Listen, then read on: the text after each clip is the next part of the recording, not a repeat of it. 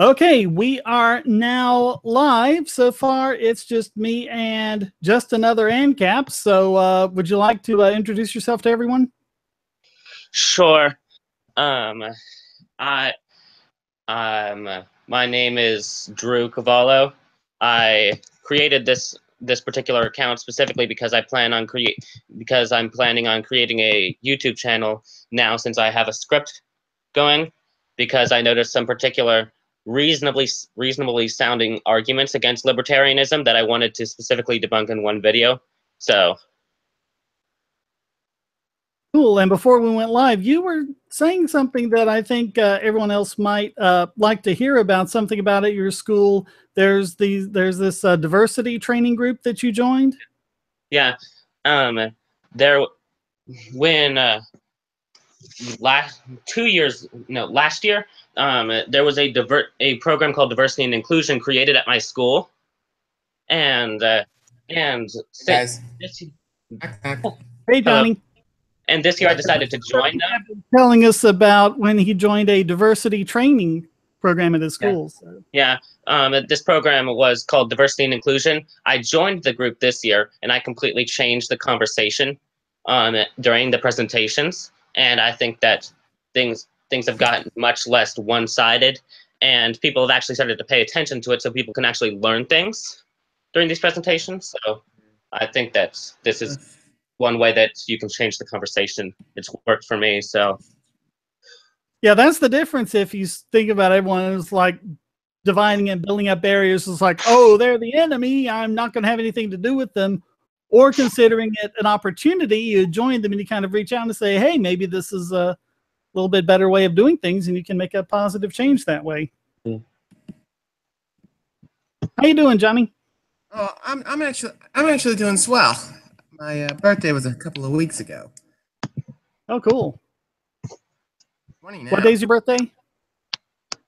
14th. Okay, because Charlie said he might join us later. His birthday is the 17th, which is the same day as my wife's birthday, so that's pretty cool. I'll be trio of Sagittariuses, huh? Actually, I believe you three are Ophiuchans. Because if you actually look at where the sun is in the constellations, I believe you'll find it's in Ophiuchus during those days. I am hopelessly confused. Well, you know, astrology is bunk, right? We all know that.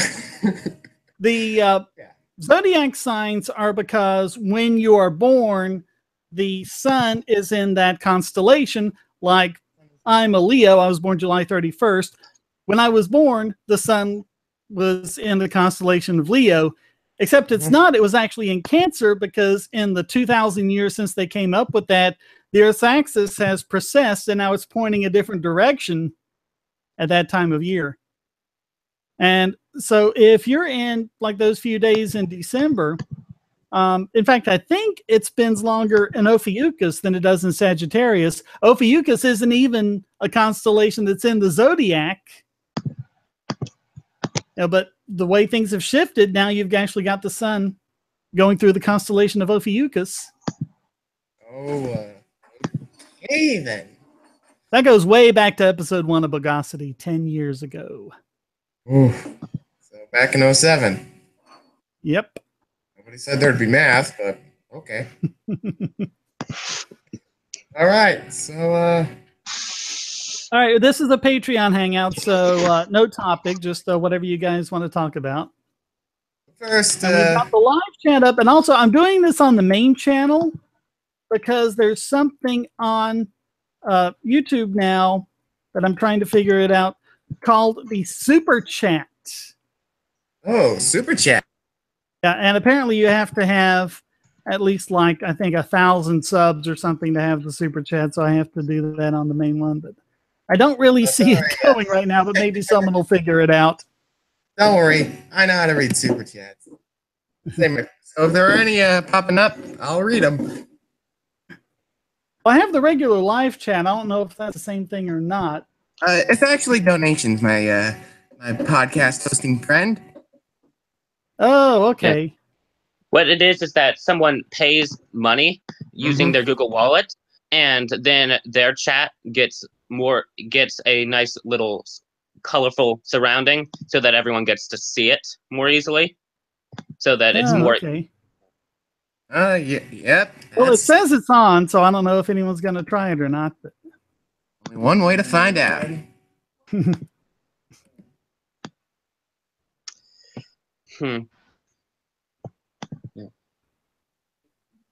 Oh, So, I'm just. Yeah, otherwise this would have been over on the other live streams channel. Yeah. The one with that If I could Vegas do more of those, shooting it would be where good and Chris get some of those subs up so I can get some of those features over there on that other channel. Yes. And Johnny, you have a really bright light in the frame. Oh, and I think it's I'm doing this from the family room. Okay. I don't know. Maybe if you could aim your camera down a little bit so it's. All right. Let me just. All right. Yeah. Flex. All right. Is this any better? That is much better. All right. So, unless people don't want to see your face, in which case they'll be screaming, "Move it back! Move it back!"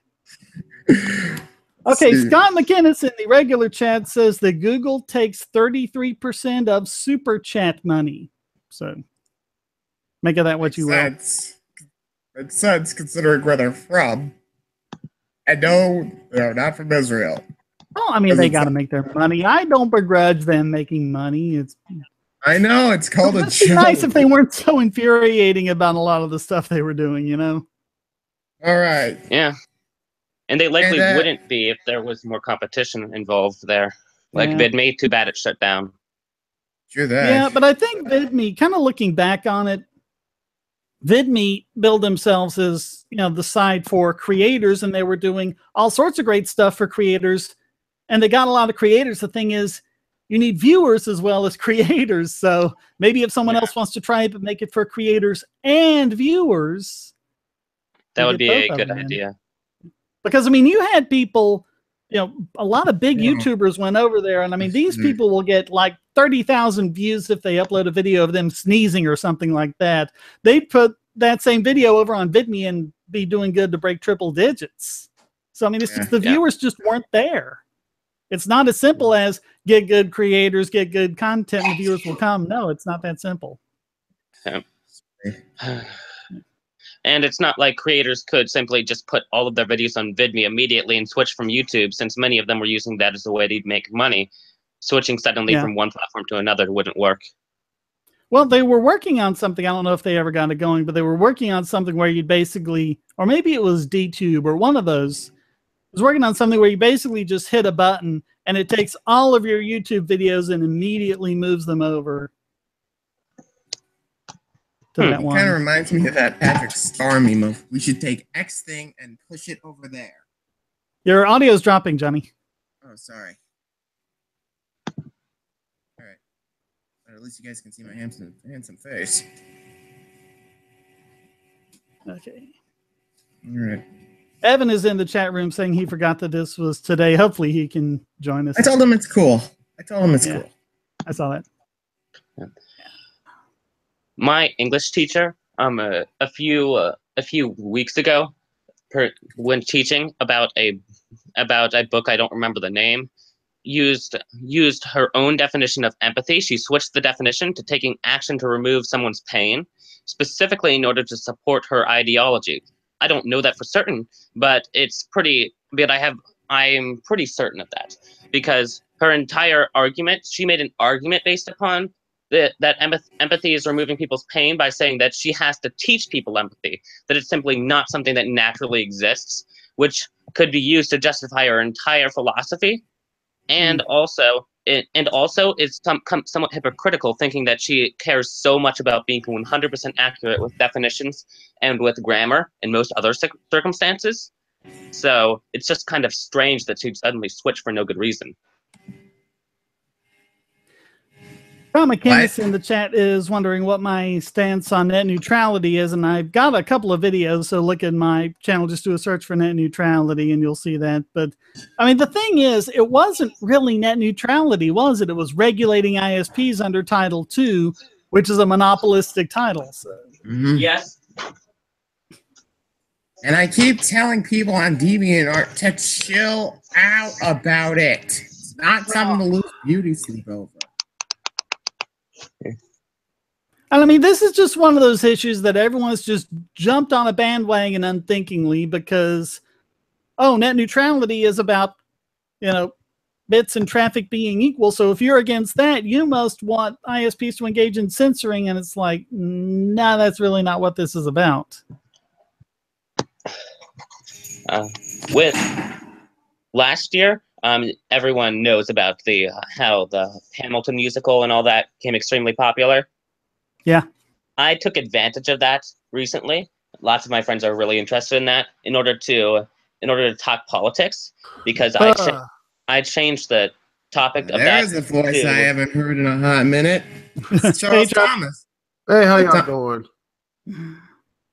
Well, I'm doing fine. I have, on a backup PC because, well, my old one is screwed up, but overall it's good.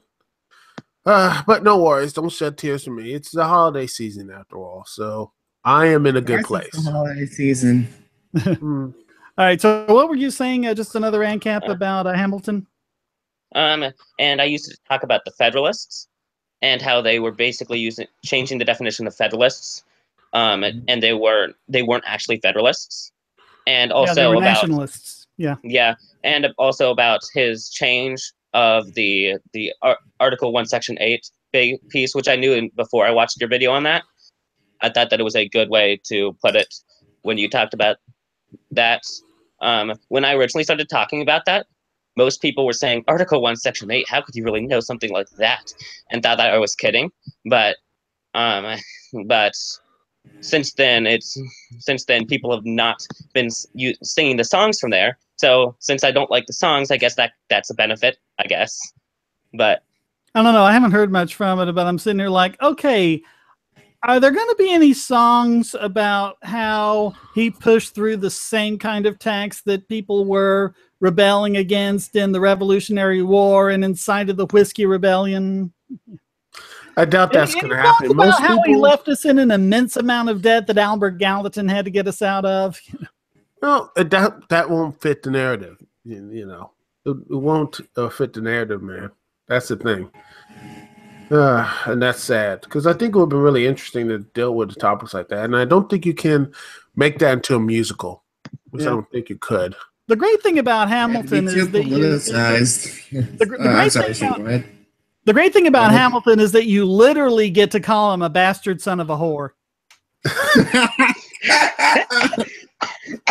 Because it's true. Host of the Bogosity Podcast, ladies and gentlemen. It's true. It is literally true. Yeah. Well, it is what it is. All right. Hopefully. So to introduce the Patreon live stream panel thus far. A dude with a belt and a voice that makes Keith David look like Glenn Danzig, Charles Thomas. Oh, well, thank you. Well, let's see. Everything else, what's been interesting these past couple weeks and seeing other communities turn up in flames. It's the way that the left has gone on against, its own recently. It's interesting how it has gotten that point. Like now they're going after Joe Stein with the Russian hearings, and now they're going after people who support Jill Stein Cornel West and such, which is it's amazing how the people on the left will legitimately eat the people who are like only 2% that they blame them. They still blame them for Ralph Nader. I'm like, no. At the end of the day, it's the person who, if they said, oh, if only Gore was there, I'm like, thank you, Ralph Nader, for ruining the mayor. I'm like, dude, no. Don't blame Ralph Nader. Don't blame the people who actually voted for him. Blame your candidate that didn't get enough votes. That should be it. The Democrat and Republican candidates are basically the default. You have to make people switch away from them. So if you've got a lot of people voting for Ralph Nader or Jill Stein or someone like that, you're doing something wrong. Yeah. Not to mention, if I had $1 for every time I heard the whole Russia thing, Well, yeah. Let me put this in English, guys. I was getting tired of it. Yeah, I mean, it is. It's the most. I mean, you get to a point of just like, when is this thing going to keep stopping? Why do we keep going to the same old thing? And it's frustrating because there's a lot of people like stuff from Alex Jones territory. Ooh, Yeah, it's all the Russians involved. It's the Bilderbergers. It's the Rothschilds. It's all these other things. Not even Alex Jones could come up with something that asinine. Yeah. Oh, he could. Yes, he absolutely could. And if it was the reverse, people with Trump and everyone else will blame everything else or would blame the third parties. It's either or. No one wants to say, hey, maybe no one takes the inner reflection. It's always, oh, this person would have been perfect. And we would have had everything would have been like, oh, we'll drag you to 21st. I'm like, do you know who you were voting for? Hillary Clinton? Yeah. You realize right? Yeah. You know what she wrote? What she supported and all these other things. I mean, taking down her record as senator. Look at her record as Secretary of State. How would this be? I'm no fan of Trump, but how would this have been better? Because she's a woman at this point. I don't know. That's sad. That's to me really sad. People say, well, Barack Obama would change. I'm like, well, he did something, but he didn't overall change the things. I think a lot of it just had this whole movie star Hollywood way of feeling things, especially the people Look at what Barack Obama did. This was supposed to be, this big opportunity, the first black president. And during his term, we saw race relations go backward to like the 1960s. I mean, what do you think Hillary would have done? I mean, if you're going to have the first woman president, make it a good one. Don't make it someone like her who's going to make people not want any other woman for president ever again.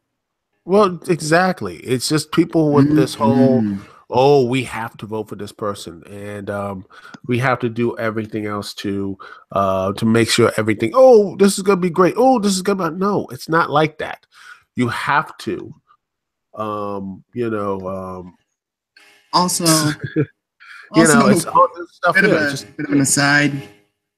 If I want to play Fallout 4, I'd get it at GameStop, not bear witness to it in real life.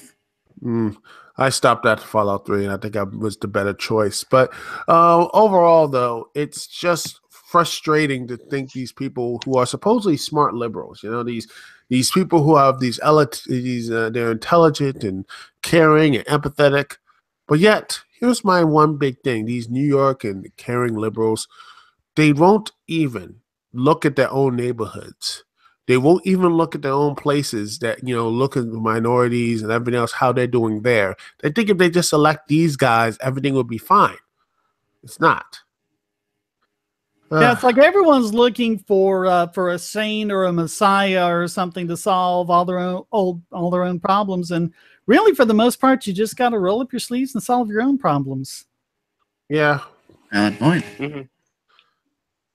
Oh, Esoteric Entity is in the chat. By the way, check out his channel. It's great. He says, first woman president isn't a role model. Presidents are all violent criminals. Yeah.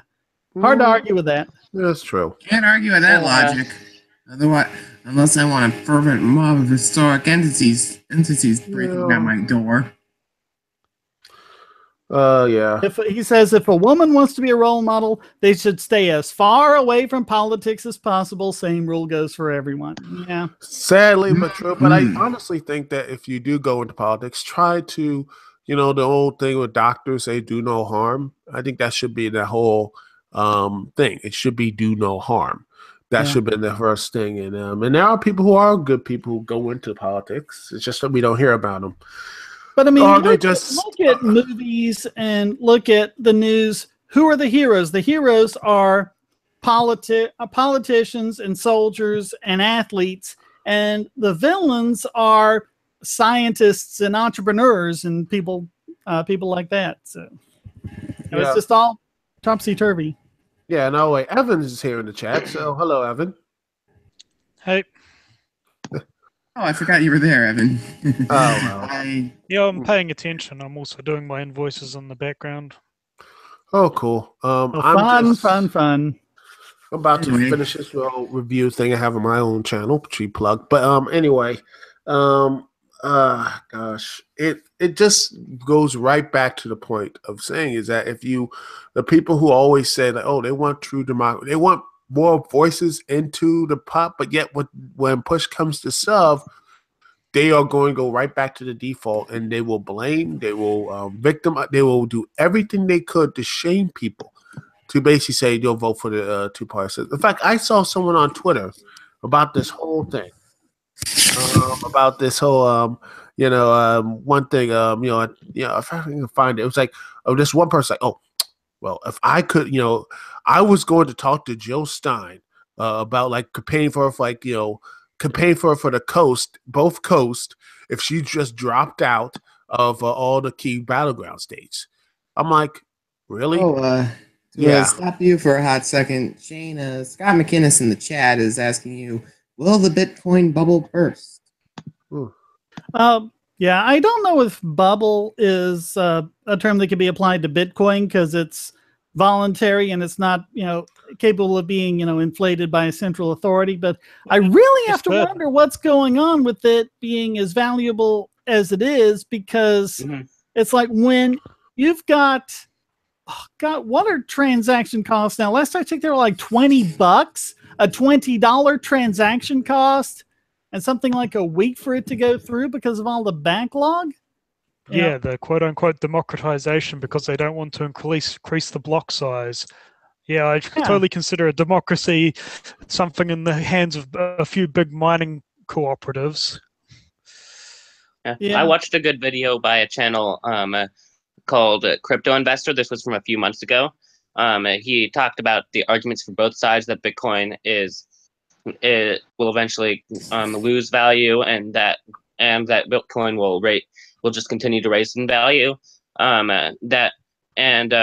One interesting argument he brought up for that it's going to decrease in value is that at this point, if Bitcoin is being overvalued by investors, if it starts to decrease in value, people are just going to invest again, and it's going to continue to rise. So who knows if it's ever really going to shrink unless people actually think it's not as valuable as it says it is.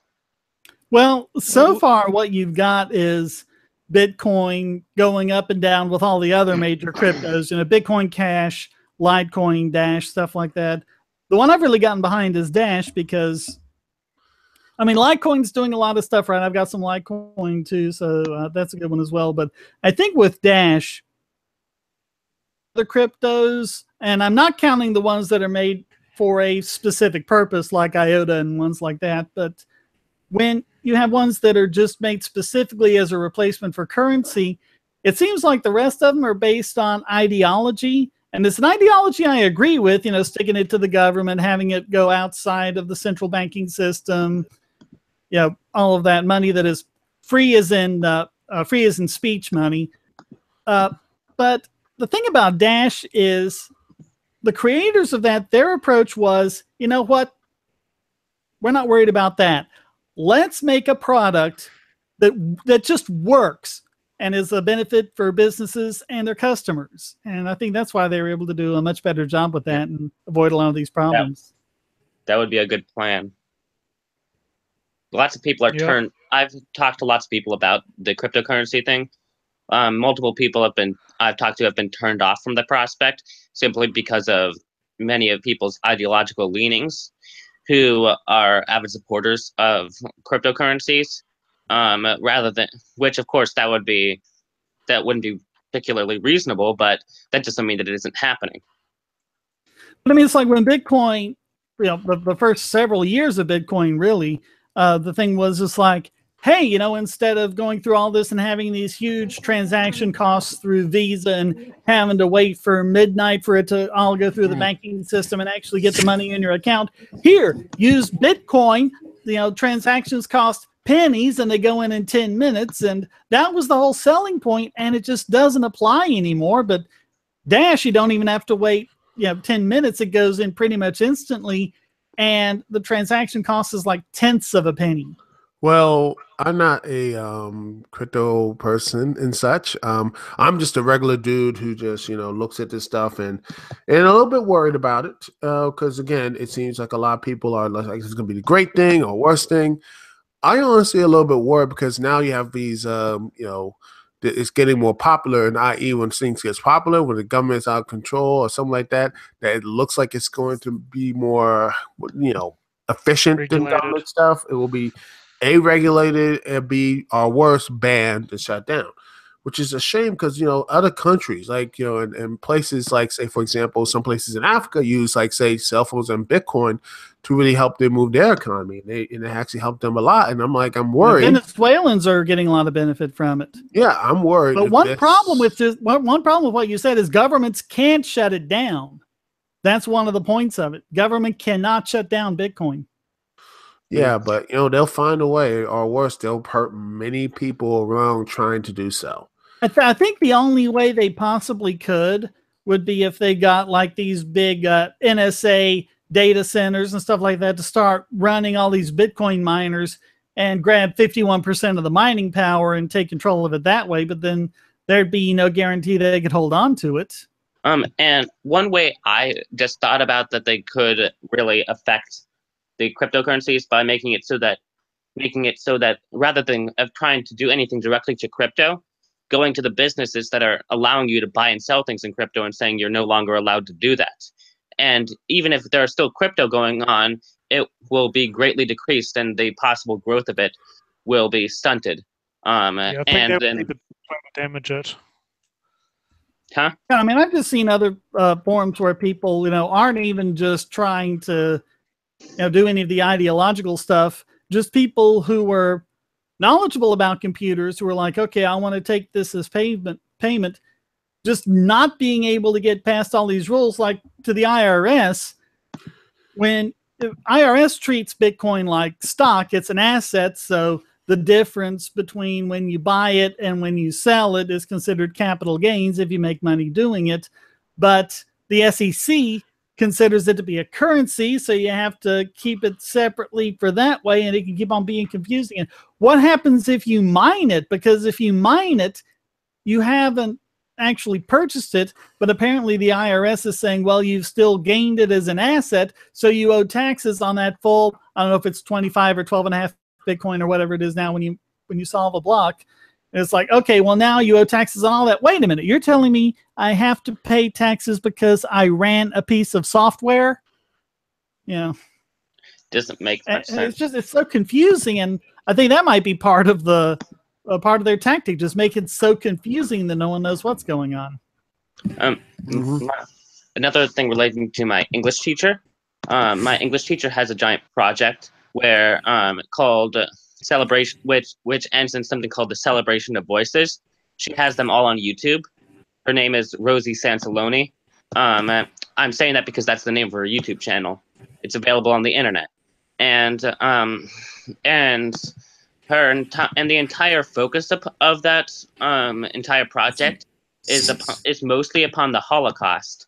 And there are, of course, other things going on there, various other genocides, but it's mostly on genocide. And whenever she talks politics with people, she uses that to gain a moral superiority over people. Like when she talked once in her class of English students about her support of universities banning people of particular political beliefs from speaking to their students. Whoa! Time out, mate. You mean to tell me that she is planning on using statist tactics on her own students? That's what she supports. Get a new teacher. Pronto. Something else, I'm just glancing over the chat. Esoteric Entity has pointed out that Coinbase, but I have an account with Coinbase, they've been targeted by the Fed. Coinbase is an exchange, and exchanges are different than wallets. With a wallet, it's all you, and you can keep it secure. When you go on Coinbase, they're an exchange. They have all the private keys and everyone else. And of course, they have all your information, and they know which of those private keys goes with Shane Killian. and they've been targeted by the Fed. And to their credit, they've been trying to find it, but so far they've been losing, because what the Fed is saying is like, we want all of the information on every single customer you have, which is exactly the kind of general warrant that the Constitution says you can't do. You know, if they specifically said, hey, we need to know about this Shane Killian guy, tell us his, then okay, you know, you got to comply with that warrant. But they've been going to court fighting it, saying this is a general warrant, and I don't know what's going through these judges' minds, but they've been saying, nope, that's okay, they can do that. And I don't know if it's going to go to the Supreme Court or not, but that's the problem with having accounts with exchanges like Coinbase instead of having a wallet like Jax or Coinomi or something like that, where you're in control of everything and no one else can find out about it. Well, like I said, that goes right back to governments wanting everything to do all these type of stuff. And I get some aspect of that. You mean, there are people who are, well, bad people who probably have used these type of, you know, cryptocurrencies to buy, you know, weapons or drugs or whatever. But, you know, that's, you know, if you want to go after those people, I think most people would agree, okay, go after those guys. But the problem is when you go after people and trying to monitor people who are just doing regular purchases or doing things that are not harmful to anyone.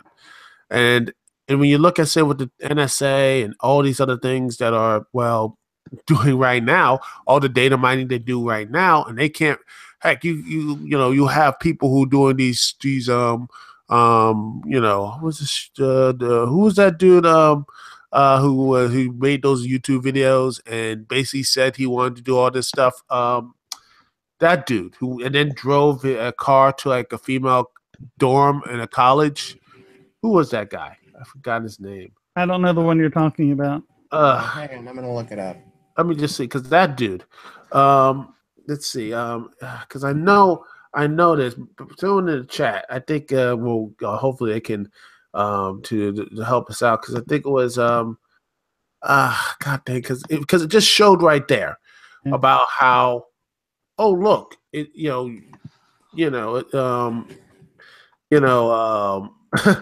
well, while you're thinking about that, let me talk about about some other things that's kind of going through the chat.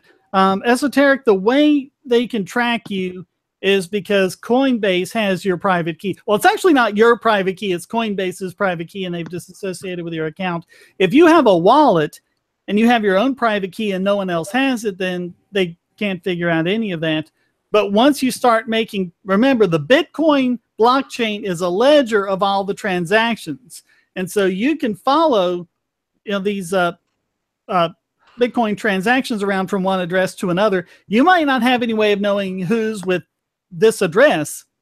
Oh, yeah, you can see where the transactions are. And again, Coinbase has your information. They have the private key. They have all the transaction information, so they can do that. And so like if you do money back and forth between another Bitcoin address, you know, they can see that in the blockchain. And then if they can figure out who has that Bitcoin address, then they can track it. Now, Dash, and this usually isn't the case with third-party wallets, like I mentioned, Jax and Coinomi, but if you use the Dash wallet, there's an option called Private Send, where the Dash masternodes engage in mixing, where it just kind of jumbles everything up and kind of obfuscates that. And that way, it's not this ledger where you can follow money from one address to another to another.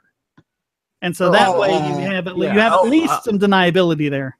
Oh, I found a guy named Elliot Rodger. That was I was thinking about. Oh, him. Yeah, I mean, that delusional guy. Yeah, he was on YouTube basically like saying that he was going to do all these things, saying he's deserved to be with women, and then next he'll say, I'm going to take these people out. They couldn't stop him, even when he was protesting on YouTube. Most basically the modern equivalent of basically having a soapbox and such, and just screaming your craziness on the street. And they still couldn't do anything, and found they actually went to his house, supposedly his apartment, and searched it and didn't find his guns, even though they did, he was packing and everything else. It just boom, and then didn't even do anything. It just showed you multiple incompetence there. And then I can get into Mike. So the two other terrorists who were you know, in the Boston bombings and all these other stuff. They have all these names, and they still don't do anything with them. It's just like, in fact, I remember the shoe bomber.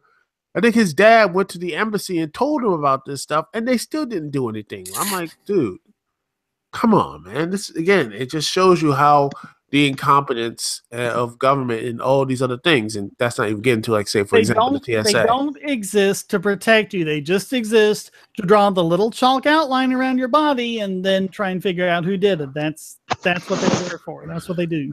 That's what it is. It's a lot of people seem to forget about that. It's been hardwired since we were kids, like police officers protect us or superheroes protect us or all these other things protect us. But in reality, it's, you know, they are not going to do so. It's always this type of, you know, that type of, like, they're only right there with the right outline. It's the right. They all, another thing that they do is go ahead.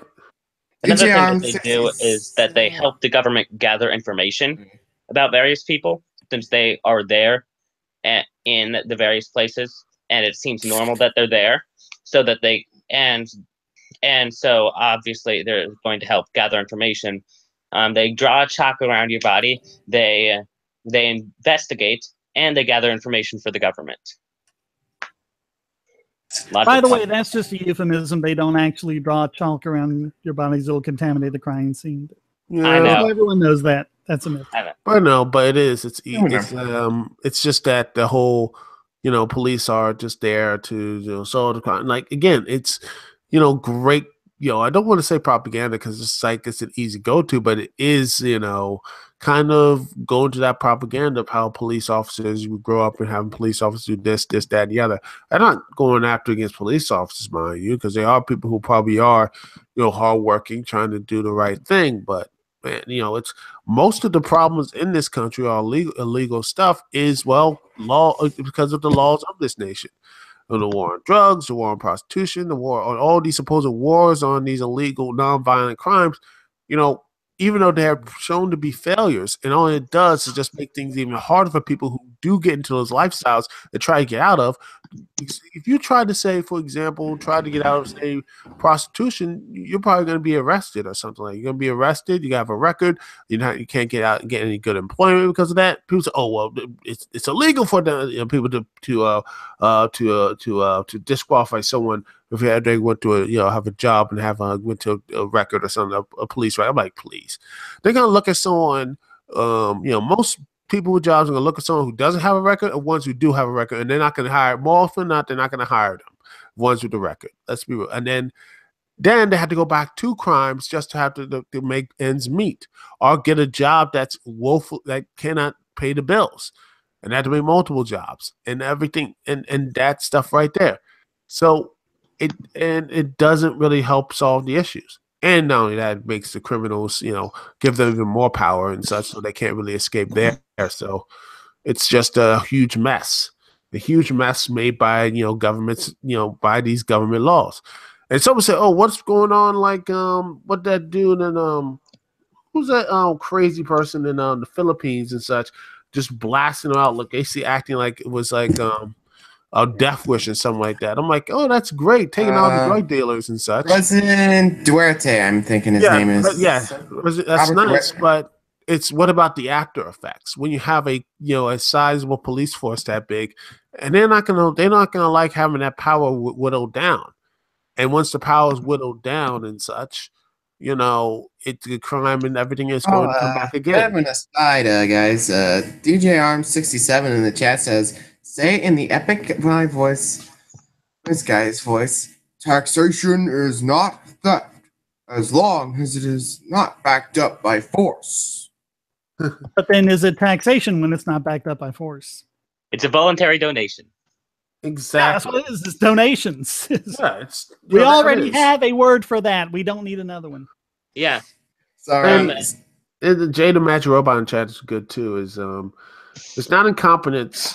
Government encourages the behavior that That way it can justify its growth, which, I don't want to give the government too much about Machiavellian powers. I think that's another problem people have. Like they think it's all this, it's all part of their plan. More often than not, it's basically either incompetence or they just didn't know what they were doing because they don't really read the bills. People act the way they're incentivized. It is amazing how well that tracks. Yeah.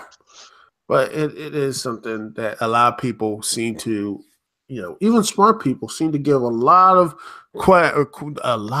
leeway to these politicians and such. It's amazing. And how many people? I mean, if they benefit from making all of the rules about using Bitcoin confusing, then the rules are going to end up being confusing. That's not saying that they're meeting in secret and twirling their mustaches and coming up with elaborate plans to do this. It just means that's the way they're incentivized, so that's the way it's going to go. They have every incentive to make it complicated and no incentive to make it simple. Well, yeah, it is. It's just a pretty good movie. Yeah, but reality is a lot more stranger than fiction. It's and the one thing I don't like about the myth making and seeing how everyone else, it drives me up the wall sometimes to see how so many people just say, "Oh, it's okay," it's gonna be okay, "Oh, it's okay if we just do this," just like if we just vote for this one person, everything is gonna be okay, and not like that, which is to me foolish. I don't like that type of thinking. And that type of thinking has gotten, a lot of people just, becoming disenfranchised and not really engaged. And personally, I think more important avenues of voting. I think local governance in local places and such, I mean, most people, and I put myself into this category sometimes, don't even know who their local mayors or city council members are. By the way, the people around my way, I do know their mayors, by the way. Mayor Andrew C. Hanko, mayor of New Carrollton, by the way. That's where I hang my hat. So, yeah, I do know my mayor and such. So I think it's best that people should be learning these things in local governments and local type of ways. But it seems that even today's further, we got to vote all the evil Republicans and even out. It's only temporary. It's always only temporary because once they do, it's going to be that Hollywood ending all over again.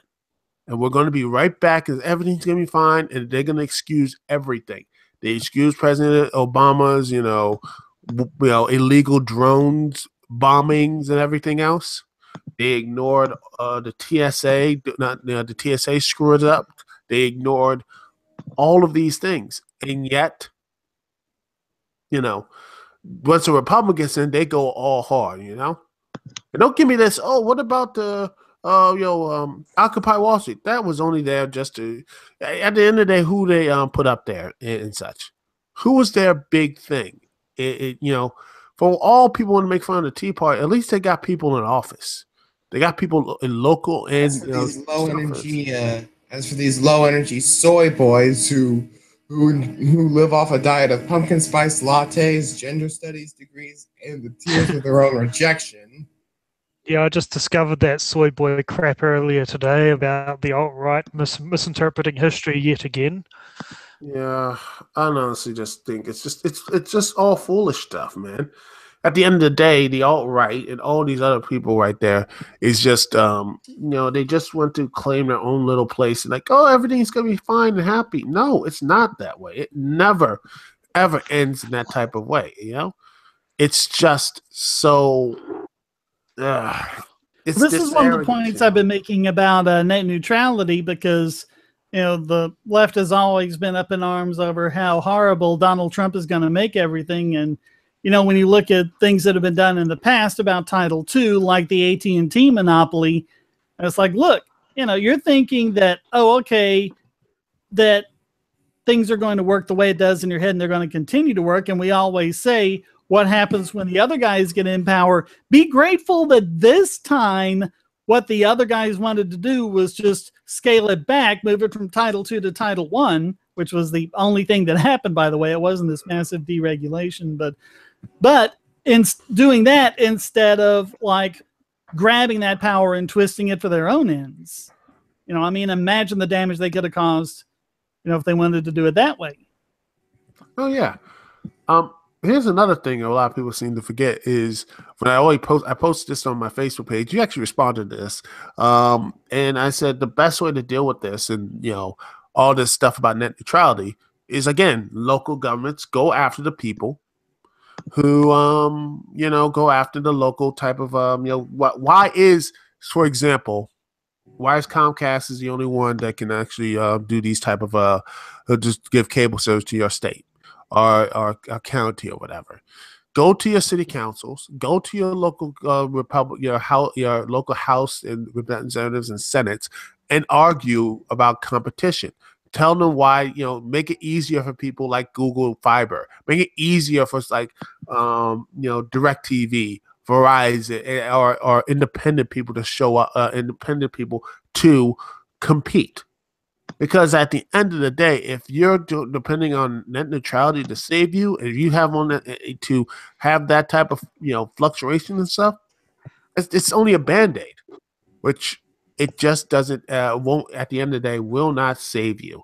Band-Aids won't save you, which is sadly because you've got all these states that are saying, "Oh, okay, we're suing the FCC over net neutrality." Okay, let's take a look at these states and see how many of them have rules restricting competition in ISPs.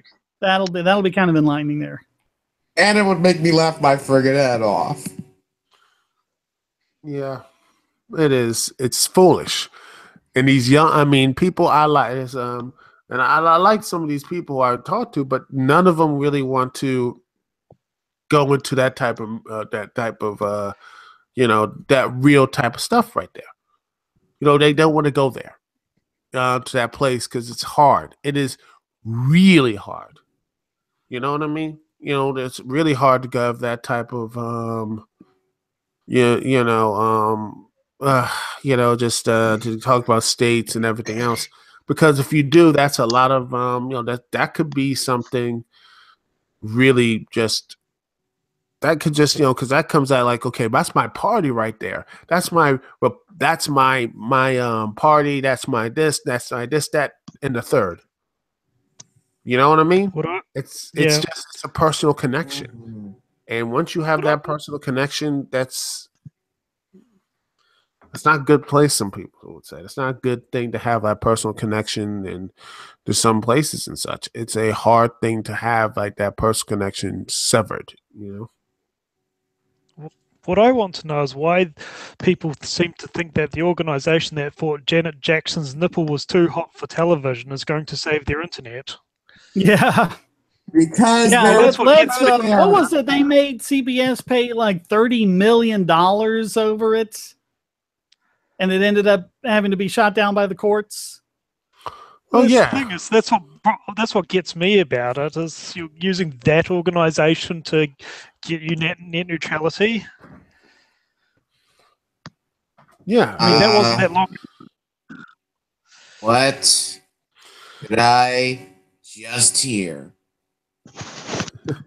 What, the Janet Jackson nipple thing? Yes. Was that like a wardrobe malfunction or something? That's actually where the term wardrobe malfunction came from. It was the Super Bowl. Planned. I forget how many years ago. Yeah, it was planned. I think that was just planned out. I think it probably was. It was her and Justin Timberlake were doing a song at the Super Bowl halftime show on CBS, broadcast live nationally. And at the very end of the song, he kind of like grabs her in a certain way, and you get to see her nipple for like 14 frames or something like that. And I was like less than half a second. And oh man, everyone in the country just blew up. But that was horrible. Think of the children. What children saw that? Meanwhile, they ignored the game that basically causes violence and destruction to people's brain cells and injuries and everything else. Violence is okay, but sex and things of women's body parts are just not. It's one of the weird dichotomies. Holy hypocrisy, Batman. Repeated head trauma for entertainment, perfectly fine. But showing Janet Jackson's nipple? Oh my God! And not necessarily about what about the meanwhile you have how many models of like naked women and such in these like those type of stuff in like museums and such, and even not better, even that. Where do kids spend the first year or so of their life every time they need to eat? Yeah, there it is. Food And for people thought. I think a lot of people are just so, it was just that, oh gosh, someone, it could be a, something indecent, something horrible. I'm like, when I first saw that live and I was like, oh, that's interesting. And I moved on with my life. I don't know what type of stuff the parents and such was so, I was like, they were too, like, it was like something out of like Caputa film sometimes. They were like like slowing it down, doing these things. I was like, I didn't care. I didn't care. Why do people sit around these pointless distractions?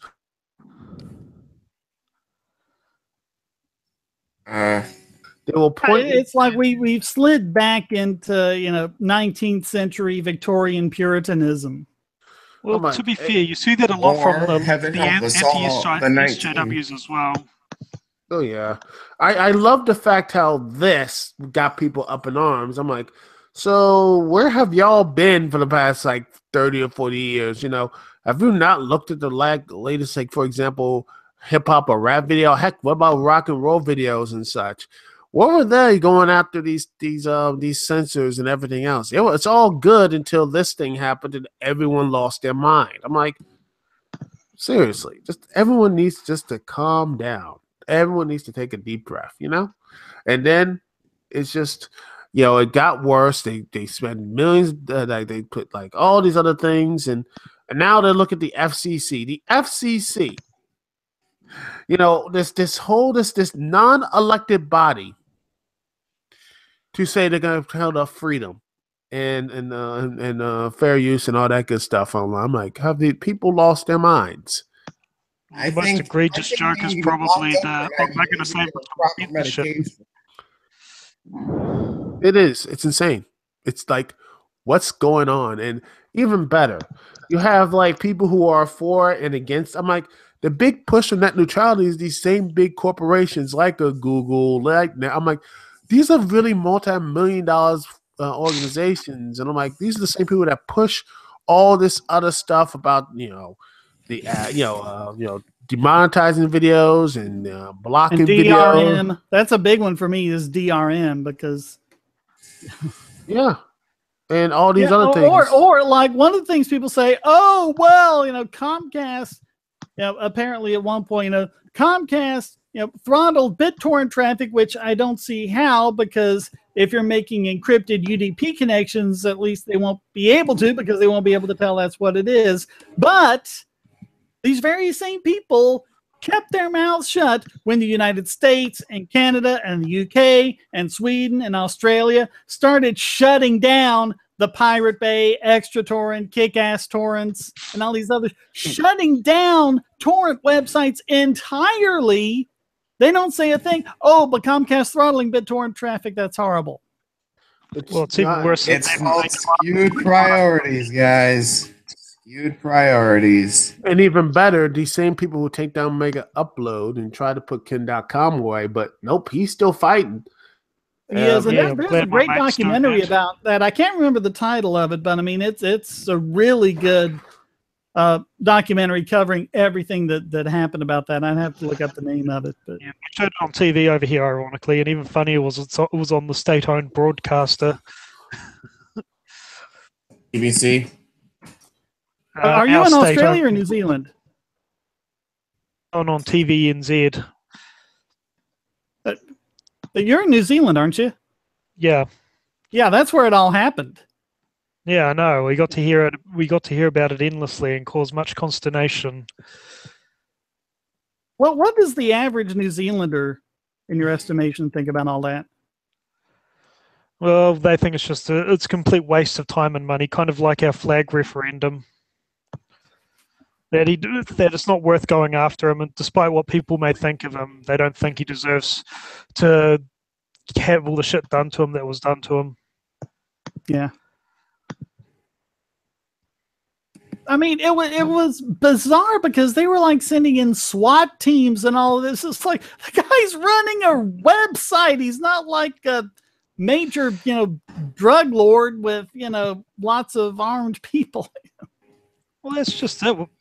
That's kind of an aside, but we have more liberal gun laws than Australia, yet our police don't carry guns, and the only time the police carry guns is for like really serious occasions, yet they sent people with guns in after Kim.com. It's like, what the hell?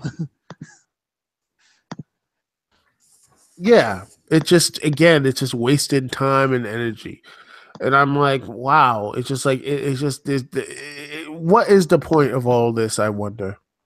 Is just control and people just willing control. It's just like, the corporations went to the U.S. government. The U.S. government went to the New Zealand government, and everyone said, yes, Mazza, how high? Oh, yeah. And even better, I think. What? Oh, yeah. So, you know what? Shane, it goes, I think, even deeper than that. I was talking to someone on Discord about this a couple months ago, and it seems to fit in perfectly with this whole crazy situation. It's this, and I wish I could find it, but it's it's basically talking about. I was talking about the Frederick Douglass about classical liberalism, all that type of stuff, and he actually talked about education, and he actually said this about how we are educated. So it's like, it says, quote, education is tricky as our current structure of education was done by the Persians who wished to homogenize Germany and strengthen the role of the state. In fact, to quote Jonathan Gibb Feechy, one of the large proponents of the educational system, and this quote is important, I like this quote, it says, education should aim at destroying free will so that after pupils are thus schooled, they will be incapable throughout the rest of their lives of thinking or acting otherwise than as their schoolmasters would have wished. And guess what the model of education the United States have? That same type of model. Yep. Because Lord knows we're preparing everyone to work in the factories that are now run by robots. Yes. And in the U.S., it was primarily done by Francis and Edward Bellamy and other socialists who wanted people to be, unthinking citizens ready to go along with whatever the government said. You mean like a horde of human-sized Night of Living Day? Oh yeah, that's what we have in this country, and that's the pretty scary. Darkly ironic that a lot of nationalist ideals were created by socialists. Oh, and it gets even better is that you have this type of ideals. These ideals are up, and it's conflicting of this country. It says in that quote, destroying free will, but this country is about freedom. This country was forged with freedom, of rebellion, of that's why we like movies like, say, Star Wars or things like that, rooting for the little guy, the underdogs. America is, for better or worse, an underdog story. And when you have a system of education that is a completely opposite of that, you wonder why we're all so messed up right now. How screwed up we are. And I just like, what, if I ever have children, that will be an interesting day. But if I do, I will not have them anywhere near a public school. I will not have them anywhere near those types, because I will have them teach them myself, or have my wife do it, or just find one of those places that to have unschool or whatever, these private places that actually know how to know how to actually educate kids, to make sure they have a firm grasp of good foundation schools, foundation about what the country or what math and all that type is, but also make sure they can question authority, can question these things. Because if you have a kids not to question anything, they're just going to go right back to the Republican and Democrat round, and that's what we see now. They are going after people who are questioning the authority. They are questioning the Democrat and Republican two-party duopoly, and they get scorned for it. They get ripped apart for it. And that to me just shows like on me Twitter, just like on Twitter earlier, as people bashing the shit out of the Democratic Party while still voting for it. It's like, oh, we can't vote for anyone else. yeah, the cowardice of that. Not only that, but you have people who want to do it, but they get browbeat. They get browbeat and they get shamed. And I've seen people who I actually like, and during the 2016 election, they showed their true colors.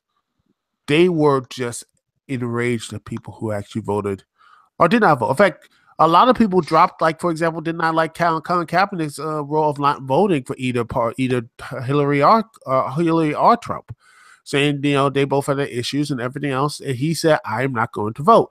And people just said that's like the worst thing. I'm like, no, I mean, that's what he was. That's what his whole thing was, going against both of these parties about how police officers police officers in the world in the minority black and basically black people and such, those horrible police relations and such, and most of that started under guess who, Bill Clinton and such, with his 3 strikes and his continuing enforcement of the war on drugs and all that stuff. Because people seem to have small memories of that. It's just no one thinks about these things. No one thinks about all these type of issues. And then by the time they do think about them, it's like, it's way too late. And people are like I said, they'll say, well, we'll do it later. We'll put it on the back burner. And then 4 years later, that time up and says, oh, you're going to help us out, right? Yeah, you promised. Oh, we can't do it now. We can't. We have to put down the up because the other evil party's going to come in and ruin everything. I'm like, yeah, just like the other 50 times that it's been that this election is the most important one ever. Every single time. Until the next one. And I sit here in the hyperbole and everything. Well, at least the stuff about your electoral college thing died down quite quickly. Because everyone was talking about, we need to change the electoral college. Because the electoral college just have a true, like an American Idol type of public voting and such.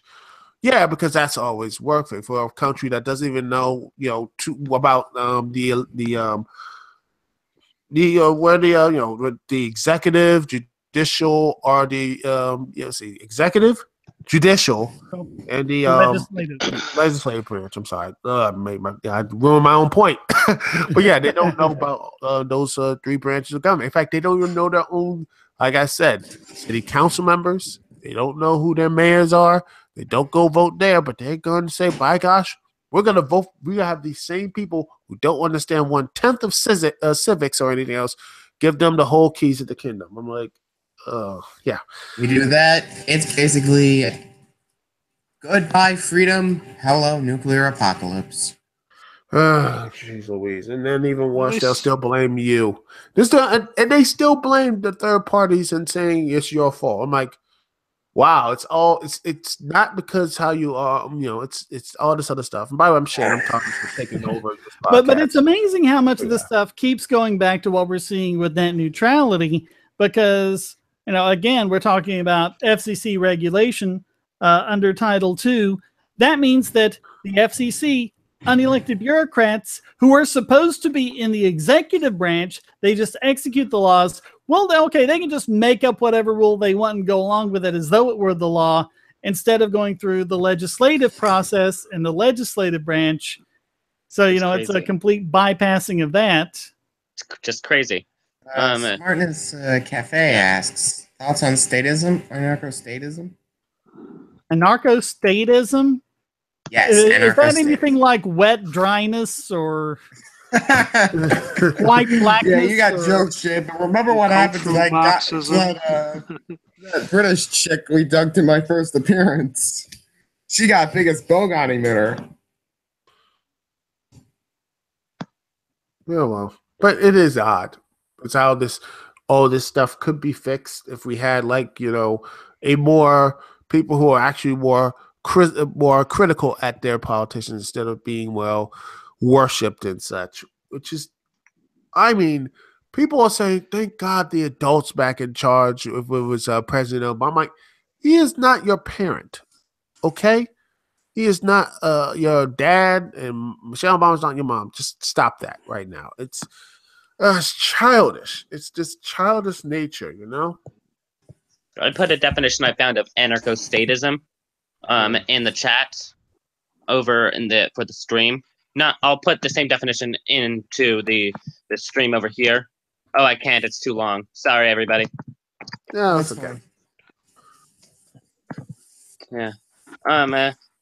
Recently, I've noticed a video which I really want to make first video I'm going to make about, but I had trouble thinking of much to say about it. Would anybody like to see what the video is? It better not be another Sam Cedar thing. I done had enough of that Bob Ross reject. I'm done with him for a while, although there's another Tom Hartman coming up on Tuesday. Good. I'll just put the link over here. It sounds somewhat. It tries to make a philosophical argument that against combining capitalism and the NAP, but I couldn't think of much to say about it. Just that he's wrong, and I couldn't really say anything else about it. First People off, think governments can't work, especially if they're American and living in a country that no one thought would work. excuse me? No, I tend to get the shits when people say, oh, the political system won't work, and they tend to be Americans, and I go, people at the top founding of your country didn't think it would work either. I mean, they basically invented what we now consider to be a federal democracy, because nothing like that had been tried before. Well, yes. I don't know. I think Ben Franklin was once quoted saying, what government we have? It says, it's a republic, if we can keep it. And we haven't exactly. kept it in a long time. I mean, the Romans couldn't keep their republic despite them trying as hard as they did. Well, it's frustrating. It's just frustrating to see this everything just go into these longer and longer, and I think Jay Ribot had something good, and he has to leave, so his phone battery's about to die out. But I think he makes a good point. You do realize that humans have always loved kings. Even the Bible points this out, which is, well, sad too. I think people love authority. I mean, human beings always have this love of authority. It's been, well, you know what? If you want to find someone, yourself and call him a king and give him the power and, let him force you to give him money and throw you in jail if you don't comply and all that, go for it. Just don't drag the rest of us along with you. Yeah, I agree. Yeah, with with lots of these type of things. Though I would say that saying force you to give the stuff or throw you in jail, I would say would be a little bit inaccurate for how it would happen in Kapistan, because if we truly had an anarcho-capitalist country and people wanted to have a king, and they took a little patch of land and turned it into their kingdom, what would happen is that people would be thrown in jail or forced to give money if they breach a contract, which would be the contract they have with their king. So. Yeah, but I mean, the minute he does something like, say, you're not allowed to leave or whatever, or anything that ends up, initiating force, that's the point where you don't get to do that. Yeah, it's always that, But it is something that, it's always, well, it's a smart thing. Cafes like choose your own king, voluntary statism, which will only last probably 5 days before people just use their power for itself. But that's going to be hard to do because, again, it's hardwired. It is hard. But I mean, look at how much, no matter what the rules are, you always have people who, avoid paying taxes. You always have people who work under the table or work secretly, using Bitcoin or whatever. It's like you pretty much always have people who say, you know what, this system kind of sucks. I'm going to do my own thing. There's always going to be at least one person who does that. So it's Well, hard. technically, there have to be two because you have to have someone to interact with. Oh And in yeah, a free market. Yeah, I just followed Jay the Magic Robot. Let me see if I can do that. My computer's a little slow, but okay, I'll see if I can follow him because he seems to be really, interesting. Jay the Magic Robot on Twitter. I'm still catching up with this chat. A lot of it seems to be about this idea that if you don't have a government, there's this power vacuum and new people are going to move in and take over. Well, I mean, heck, it's people need always to differentiate have. between government and governance, and that's my main consternation with the idea that you can't have a society without a government. I mean, you can't have one without governance, sure, but without a government, well, I think blockchain. Yeah, that's what I think. That's going to be the next frontier. I mean, we had a really painful teething process as humanity to, from kings to governments and such, and now kings with governments and all that type of stuff. That's going to be a real painful teething process of the United States, not just the United States, but the world is going to be more decentralized. It's going to be a pain because there's going to be people. Sadly, in my generation, and probably people before or after who are just raised in this educational system, who are going to go act like, are going to hold on to this thing. Going to hold on to the thing of government until it dies. Until it basically, even when it's dead, they'll still cover this thing. And when that thing goes down, they're going to try really hard to resurrect the monster. And then when it does, and when it doesn't work out, there's going to be a lot of hurt feelings, a lot of broken bodies, and a lot of tears. And I do not want to see that day come because it's going to come. Hopefully I'll be long dead and such. But I get the feeling like maybe 5 or 10 years, it's going to be really going to be a real hard transition. That's what I see it. Sadly. It's kind of hard to imagine now, how you'd get out of being $20 trillion in debt. Oh yeah. There's a good Learn Liberty video about how we could get out of debt eventually. Yeah, I saw that one. That's good. Yeah. One of the major things that eventually caused me to be a libertarian is I was really liking a book called The Dictator's Handbook. It brought up lots of good points and legitimate events about the inevitable flaws in government and how government is just a group of people without actually putting forward any political agenda, and eventually that how the only real difference between a dictatorship and a democratic government is that more people have some degree of power over the government, and greater how there number are of still targets problems. when the revolution comes. Yeah. Dictatorship, you only got one you got to take out. Yeah, if there was a revolution here, you had to take out there's like tons and tons. It's like playing unelected bureaucrat whack-a-mole. Yeah, dictators, you're going to take out one guy. Governments, you have to take down. Oh my goodness, you have to take down the council members, the mayors, the governors, and everything else in between. A House representative. I mean, if America did collapse right now, it would be who would be the next, what would be, the next solution and such like that. We can't just go right to anarchism. People, they would, I think it would balkanize. You have Cuba will have to go to their governors, or heck, you might see that show Designated Survivor. They'll actually put someone else in the office and such. I think people are just still connected to governments because they still believe in that type of, the thing of belief and belief, that sort of thing. Because, even though how many wrongs, how many evils the government has done, they will still say, well, there's still some good in there, even though it causes much more problems than it has. It goes back to that analogy about a battered spouse. He beats her up and takes her money and does all these things. Oh, but she can't leave him because there's all these good things. And what's she going to do if she leaves? How's she going to make it on her own? That sort of thing. Yeah. Yeah.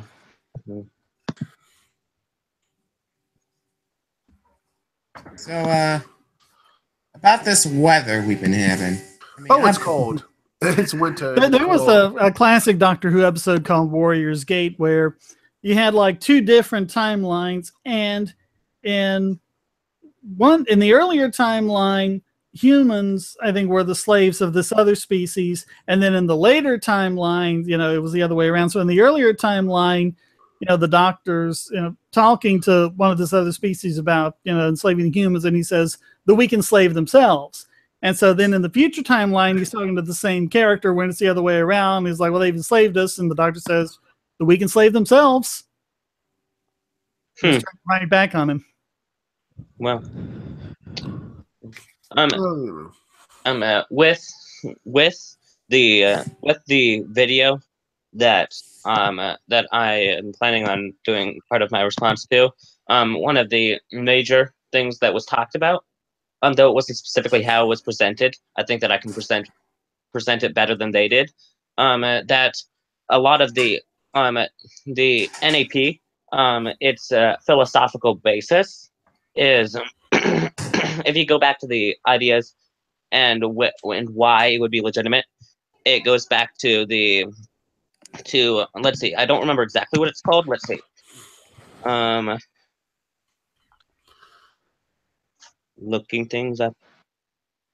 Looking things up. Pop up. Let's see. But you know, it's interesting about that. You know, how things are generally built up and generally just, you know, it takes like years to turn them down. You know, it's interesting how we build things up in our minds. You know, how, you know, we have our expectations, how it is, and then reality comes in. And no matter how hard reality hits it, it's still that fantasy and such still continues to portray, like, you know, governments and such.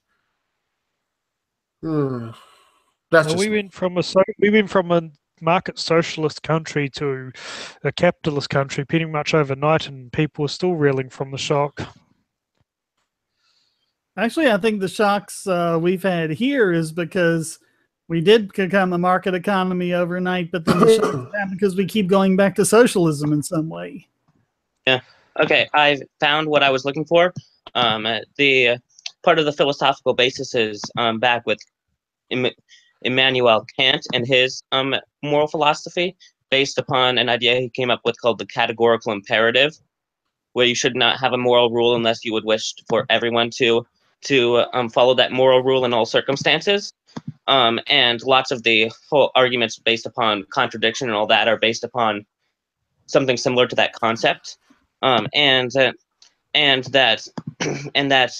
one criticism, one idea brought up in the video is that it's the idea of the philosophical zombies, that they are not conscious, but they act as if they're conscious, and that then they wouldn't actually be free. They wouldn't have free will. And that all connects to the idea of hard determinism, and Kant's idea of ought implies can, and that if you cannot do something, saying you ought to do something doesn't make any sense. And that I made a comment upon your for your NAP and libertarianism and property rights and first principles video recently relating to hard determinism, and that I think that it would be important to make that to talk about that at some point, not for you, but someone to talk about that. I've seen only one video in relation to and that and moral philosophy relating to hard determinism and those type of things from some sort of libertarian, and I think I'm not really seeing what hard determinism has to do with it, though. The idea of that is that the idea of ought, that if you ought to do something, if you should do something, then that implies that you can do something, something that Kant thought of, and that if you are unable to do it, saying that you ought to do it does not make much sense, and that if you can only do one possible thing, which with hard determinists would say would be true, to claim that people have moral responsibility, and that well, we ought to cure cancer, but that's proving a little bit tricky. Yeah. But that doesn't mean we shouldn't try. Yeah. Well, yeah. I think that. But try. Yeah, I think that. Not that I agree with it, but the concept. But personally, I'm a. But that. Some people have. I've heard some people talk about that, and also with the and then many relation, and so I think that something mentioning it would be good, and I think that to mention, but I personally find this whole thing pretty interesting. Okay, I'm done with my little spiel there. Okay. Well, I'm about to head out because I got some other stuff to do, and I'm basically running out empty. Unless I want to talk about Star Wars or something. All right. Take care. Is the conversation winding down, everyone? Are we cutting this one short, or? Well, it's been over an hour. I mean, personally, I think it's a good thing to keep these sometimes just in the medium range, unless you want to do like a 7-hour stream. Well, normally we go for 2 hours, but I mean, if people want to wrap it up, or if someone has something else they want to talk about, I'm good either way. I have something that I would wish to talk about. All right, I'm gonna head out now. Peace. All right, peace out. So, another video that I plan on making at some point is a video specifically outlining how exactly you should argue with a statist. Like, you made the videos about how to argue for statism. I've looked around. I have not seen a general video about how you can argue your perspective and make it so that it's hard for them to come back with that, and that's good. Yeah, because if you try to, because if people just understand why someone is wrong, and yet they don't understand how they can escape from the sophistry of their opponents, it's pretty difficult to argue their perspective. And if they ever get into a political argument at any point, it would be then they wouldn't be able to convince people. And the more people that are convinced, or at least made to think about this, the better things would be, and the general strategy that will lead statists into a corner. And oftentimes, what statists often lean upon is the idea that the state is necessary, that we're going to need a state, and they have many ways that they can sneakily escape from arguments against that, without actually escaping. And an important thing would be to make it so that even if is to make sure that they know from the beginning that even if a state is necessary, that does not justify your current state, and that all political concepts should have to argue their way out of the lack of a state. And even if you need some sort of state, then you have to argue for why we need that state, and for why other things are necessary, to make it so that they're forced into a corner at the very beginning of the debate. That's interesting. Yeah, it stopped them from making a priori assumptions that just because we've always had one, it means we're always going to have something. Mm-hmm. Yeah. Well, and also stuff like not letting them gish gallop if they make a claim, and you challenge them on that.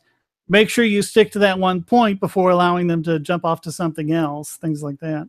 Yeah, that's what I often fell into. Getting them to not jump onto the old genetic fallacy bandwagon. Yeah.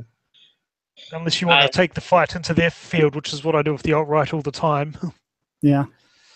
The reason why I thought of wanting to make that is because for a while, whenever I debated, I often allowed for my opponent to completely control the debate. Like, once I was debating with a creationist who asked me about my religious. Always fun. And then I decided to. And the first time we debated, I allowed them to completely control everything, and it didn't end up reaching anywhere. The second time, I decided to turn the entire thing around and say instead that and say that let's go for the entire debate from the perspective of evolution is wrong, and now I'm going to debate against your perspective, and that allowed me to control the debate. It ended up that now the creationist, who I have to interact with still because we're both in a choir together, hates me, but it did change the debate, and I think that having the general knowledge available of how to avoid falling into traps when debating status would be a useful thing to put all together in one place. And don't let them shift the burden of proof. The burden of proof is on them. Yes. And another good question to ask every so often is when they're talking about the state should do this, state should do that. What should happen to the people who don't agree? What should happen to the people who say, no, I'm not going to pay for that, or I'm not going to comply with that? What should happen to them? Yeah, the response is always something about some social construct. Social contract. You see what I did there? I've been wanting to do something like that. Maybe, collaborate with Dapperton or Hoodie or someone like that. Just like the ultimate video taking down all of the arguments for the social contract. Yeah, just have that in one place. Because I've got a playlist on a bunch of videos where I've done that, but I think you just need like the one go-to video. Here's the problem with the social contract and why that's not a valid concept. Yeah, and then also when I was debating with my grandma last night about this, when she was trying to say that, well, I asked her what exactly is going to happen to people who don't pay their taxes, who don't want to go along with what the state thinks is best. Her answer was they're just a bunch of crazy people. I responded with, I'm one of those people. Are you calling me a crazy person? And she considers me an intelligent person and not crazy, and so that forced her to think about that. But yeah. Any other random comments? Yeah, I think if you're down to saying that people only disagree with me because they're crazy, I think at that point there's nothing else you can do. Yeah. Or the old classic liberal canard of, this is obviously an Enlightenment philosophy, so therefore what I'm saying is correct. You'll see this a lot from Sargon of Akkad and the like. Yeah, but Sargon kind of deviates from that. I mean, he's great when he goes against socialism, but he kind of deviates it when it comes time to talk about libertarians. Yeah. Well, it's always some idea about the genetic fallacy or social constructs. Most of the stuff I've heard before. Yeah. Mm-hmm. And then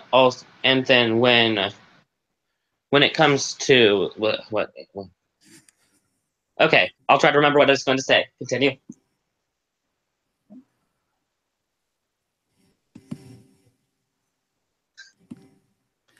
All right. Anyone got any other topics?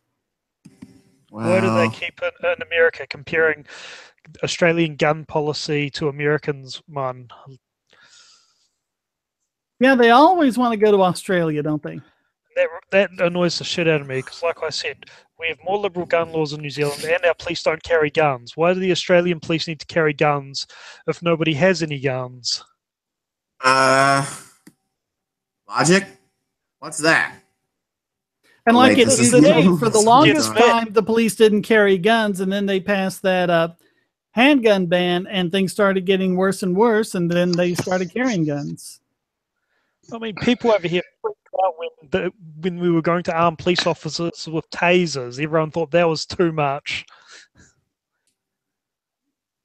And yet then America's like, oh, we need to copy Australia's gun laws. It's like, they didn't work. We know they didn't work. I live in a country where you can basically prove that they didn't work. Yeah.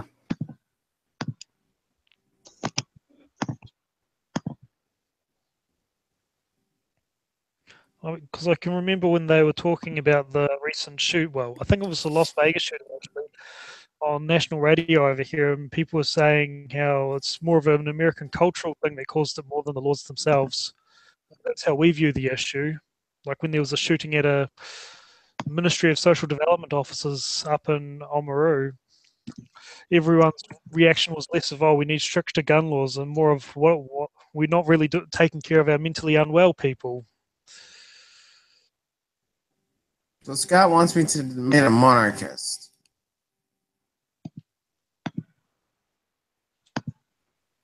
Yes, you read that right. Please debate a monarchist. Well, I'm not a debater. I'm a dunker. That's why I'm so at home that's why I was at home. That's why I'm at home. I'm well at home in the Bogosity Discord. I don't know. We've had a few chances, thanks to Daniel Wilcox, of debating various anarcho-communists, but they haven't worked out so well so far. You know, it's just trying to pin these guys down to a point. Yeah. I watched all of those videos. Basically consists of soy milk, pumpkin spice lattes, and their own tears. Yeah, I'm not sure where the soy thing came from recently. I don't know. What was that you were saying? Just another recap? Oh, well, I watched. Well, I just said that I watched all the videos, but recently I've been getting interested in just reading random things from Encyclopedia Britannica for no reason.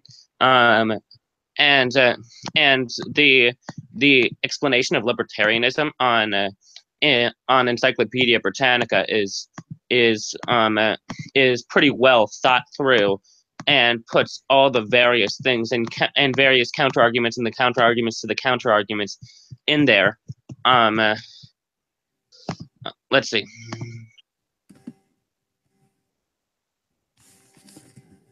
But it's like last time I was trying to figure out, you know, this distinction between personal and private property. And I started off with, I have a hammer, I'm repairing my house. I have a hammer, I repair my neighbor's house because I'm a nice guy. I have a hammer, my neighbor pays me to repair his house. I have a hammer, my neighbor pays me, and I pay my other neighbor a little bit less to use my hammer to go. And I end up going from there step by step to a business where I've hired someone, you know, exploiting his labor, you know, to go and repair, you know, my other neighbor's house, and trying to pin him down on exactly what point in this process does it start being exploitative. And well, that's what gets me about the whole, oh, it's not private property, it's personal property. When you're talking to people who think that property is exploitation, it's like, I have a phone, so when that phone is being used to answer calls from clients, does that mean it's part of exploitation? But when I use it personally, it's not. How does that make any sense?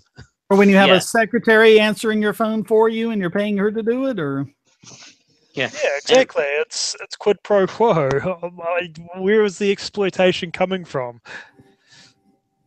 One of the videos that I plan on going against is one that I found because of through a chain of a video from an Badmus Productions, where I saw his video linked.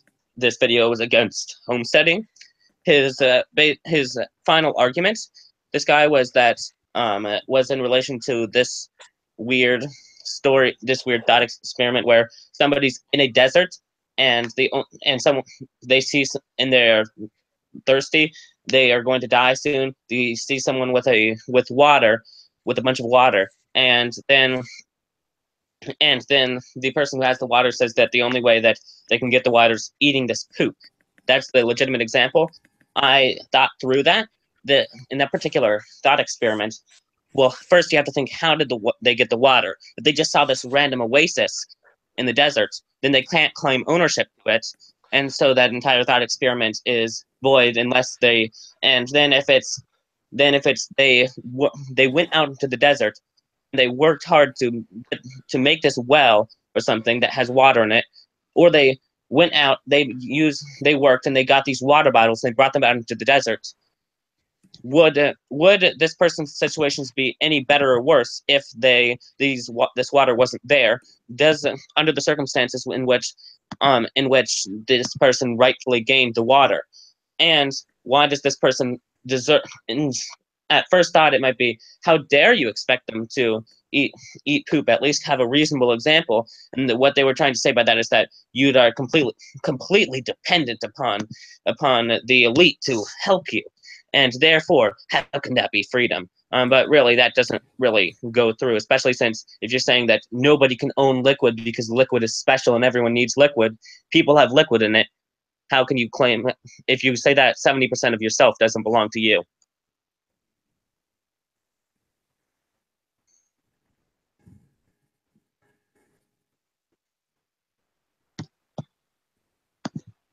All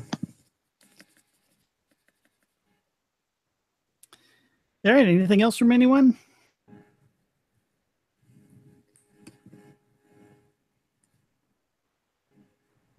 If not, I guess we can sign off for the night. So yeah, I would have other stuff to talk about, but I've got a few things in the pipeline that I'm working on. Okay. Sounds good. Well, right. we just got this one under the wire for this month. Hopefully it won't be that late for next month's Patreon podcast. Remember, if you're a patron at any level, you get to participate in these. We'll have one a month, and also look down the side of the Patreon page for other benefits you might want. Thanks for everyone who joined. I'm going to say thanks to Evan and Johnny, and I won't say thanks to anyone else because I don't remember who they all were, and I don't want to leave anyone out. But Yeah. So good. Once again, this is John P., Shane Killian, and Evan, New Zealander guy. Signing out. have a Merry Christmas and a Happy New Year. Likewise to all you guys, and I'll see you around. Take care, everyone.